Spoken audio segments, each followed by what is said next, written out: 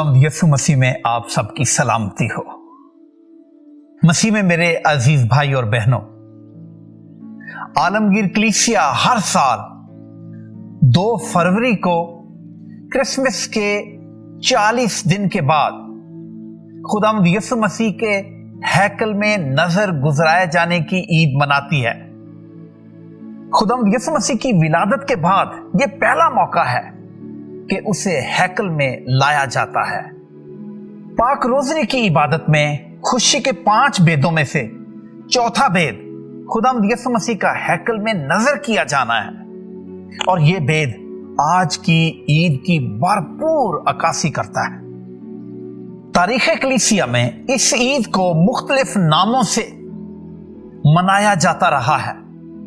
मुकद्दसा मरियम की ततहीर की ईद यानी feast of the purification of Mary, खुदावंद यीशु मसीह का हैकल में नजर किए जाने की Eid, feast of the offering of child Jesus in the temple, कुर्बानी की Eid, feast of the sacrifice, बुजुर्ग शमौन और हन्ना नबिया के साथ यीशु की मुलाकात की Eid, feast of the encounter of simian and Anna with Jesus, शमौन का तराना और हन्ना नबिया की गवाही खुदावंद यीशु मसीह के नूर होने और उम्मीद जहां होने की अक्कासी करते हैं।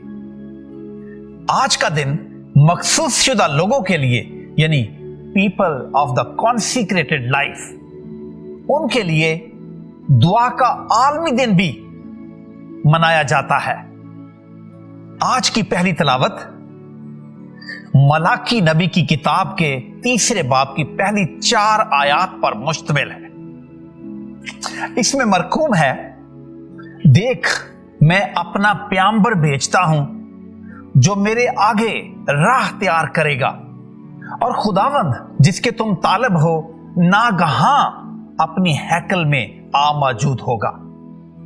जब बनी इस्राएल लोग खुदावंद के वादों और उसके अहकामात से दूर हो गए तो मलाकी नबी उन्हें खुदा की मोहब्बत और उसके अहकामात की याद दिलाता है।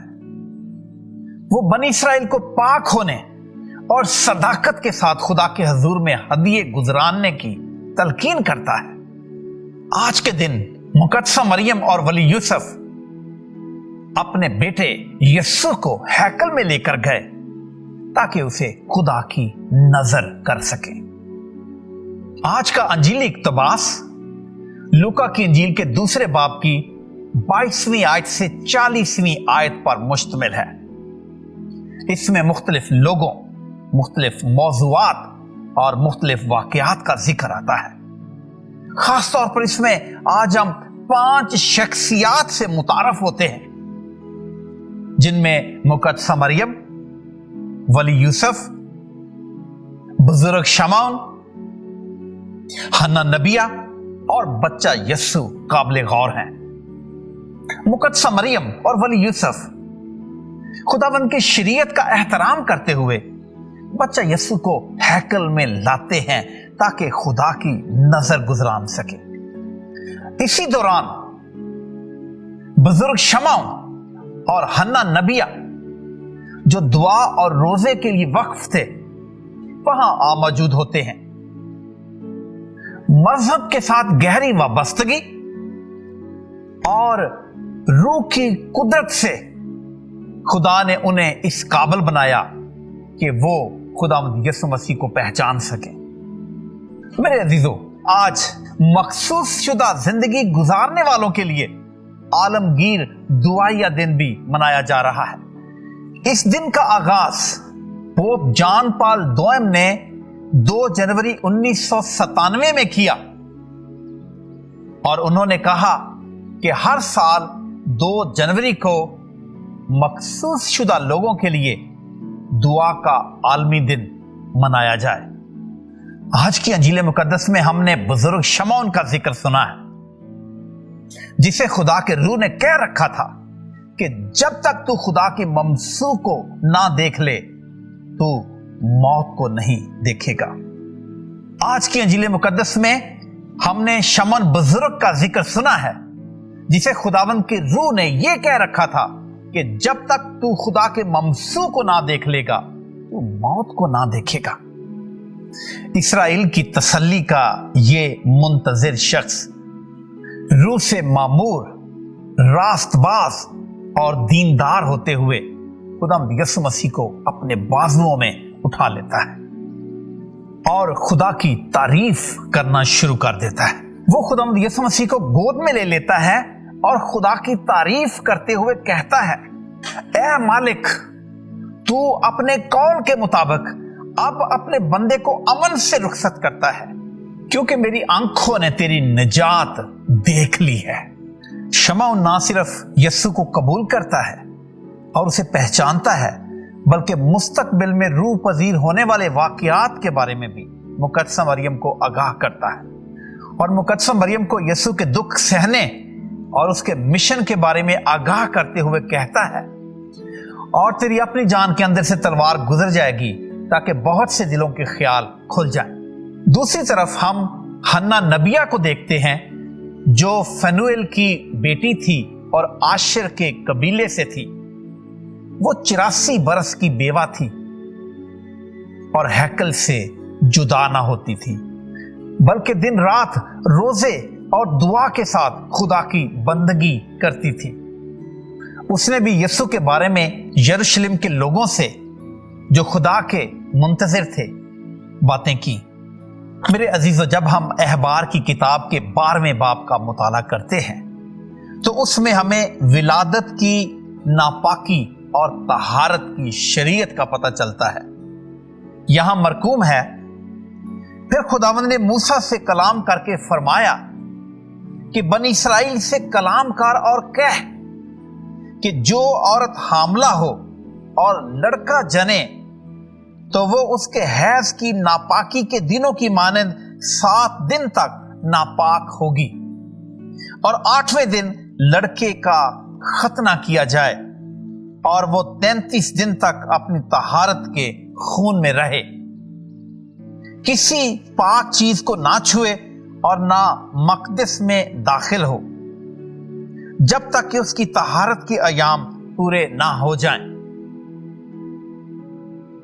اور جب اس کی طہارت کے دن پورے ہوں تب وہ 1 سالہ برہ سوختری قربانی کے لیے اور کبوتر کا ایک بچہ یا ایک کمری خطا کی قربانی کے لیے حضوری کے خیمہ کے دروازہ پر کاہن کے پاس لائے۔ اسی طرح مقدسہ مریم اور ولی یوسف شریعت کی باتوں کو عمل میں لاتے ہوئے ہیکل میں آتے ہیں اور اپنے بچے کو خداوند کی نظر کرتے ہیں۔ مقدسہ مریم کے معاملے میں قربانی چڑھانا، بچہ یسوع کو ہیکل میں لانا یا کفارہ دینا یہ کوئی ضروری نہیں تھا، کیونکہ پہلی بات یہ کہ وہ پاک اور کمواری تھی، اس لیے شریعت کی جو ناپاکی بتائی گئی ہے وہ اس میں نہیں تھی، اور اس سے پیدا ہونے والا بیٹا یسوع بھی پاک تھا کیونکہ وہ مجسم کلمہ تھا۔ اور تیسری بات یہ کہ ہیکل میں نظر کاہن کے سامنے گزرانی جاتی تھی، لیکن خداوند یسوع مسیح تو خود کاہن تھا جو گناہوں کو معاف کرنے کی الہی طاقت رکھتا تھا۔ اور چوتھی بات یہ کہ ہیکل میں نظر گزرانے کے لیے جو برہ ہوتا تھا وہ تو خداوند یسوع مسیح خود ہے جو گناہوں کو اٹھا لے جاتا ہے۔ تاہم مقدسہ مریم اور ولی یوسف اپنے بیٹے یسوع کو ہیکل میں لے کر آتے ہیں تاکہ اسے نظر کیا جا سکے۔ مقدسہ مریم الہی منصوبہ کی تکمیل کے لیے،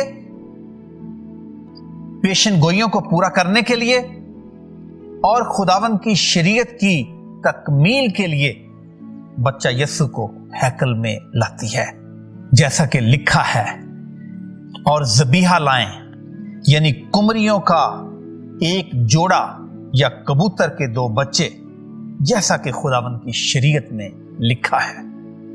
میرے عزیزو، جیسا کہ میں نے تعارف میں بھی بتایا کہ آج خدا کے مخصوص لوگوں کے لیے دعا کا عالمی دن بھی منایا جا رہا ہے۔ خداوند کے لیے مخصوص کیے جانے والے لوگوں کو ہم راہبانہ زندگی میں شامل لوگ کہتے ہیں۔ راہبانہ زندگی بڑے قریب سے یسوع کی پیروی کرنے کا نام ہے، اور جو لوگ بڑے قریب سے یسوع کی پیروی کرنے کا قصد کر لیتے ہیں وہ انجیلی مشورتوں کے تحت، یعنی کہ ایونجیلیکل کونسل کے تحت 3 وعدوں کی روشنی میں، یعنی پاکیزگی، غریبی اور تابعداری کے ساتھ اپنی زندگی بسر کرتے ہوئے خداوند یسوع مسیح کی بادشاہی کے لیے کام کرتے ہیں۔ پاپا اعظم جان پال دوئم نے جب کانسیکریٹڈ لائف کے لیے عالمگیر دعائیہ دن کا اہتمام کیا تو اسے منانے کے لیے انہوں نے ہمارے سامنے 3 مقاصد رکھے۔